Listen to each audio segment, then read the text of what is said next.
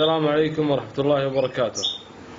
اليوم يا أخوان موضوعنا كيف نفرق بين الذكر والأنثى بطائر الحسون.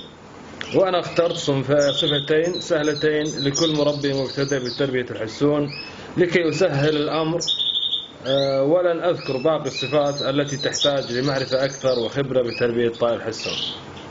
الصفة الأولى هي اللون الأحمر برأس الحسون ويطلق عليه التحناية، وهذه الصفة لا تحتاج لأن نمسك الطائر، بل بالنظر نميز الذكر من الأنثى.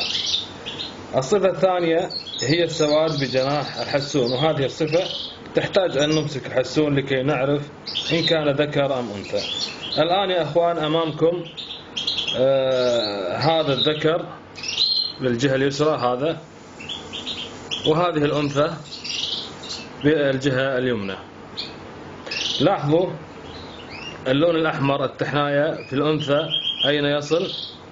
لا يتعدى العين، أما الذكر فقد تجاوز العين.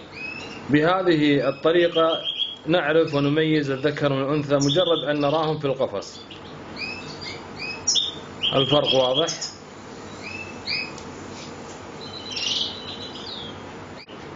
وهذه الصفة موجودة بجميع طيور الحسون، أي أن هذه الصفة لا تختلف من ذكر إلى ذكر أو أنثى لأنثى. جميع الإناث تكون التحناية لا تتجاوز العين، وجميع الذكور التحناية اللون الأحمر يتجاوز العين. لاحظوا يا أخوان هذه الصفة الثانية، سواد الجناح في الذكر تجاوز الكتف، الذي هو في الأسفل تجاوز الكتف.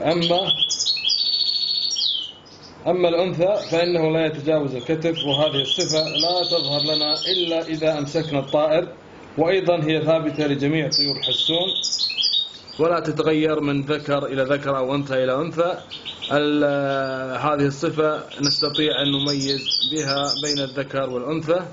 الذي في الأسفل هو الذكر، لاحظوا السواد، والذي في الأعلى التي في الأعلى هي الأنثى.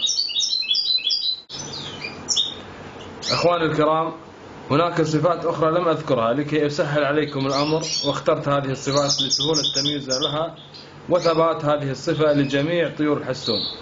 والآن بإمكان من أراد شراء الحسون أن يميز ويعرف الفرق بين الذكر والأنثى دون سؤال البائع. كان معكم أخوكم أبو فهد العبود، والسلام عليكم ورحمة الله وبركاته.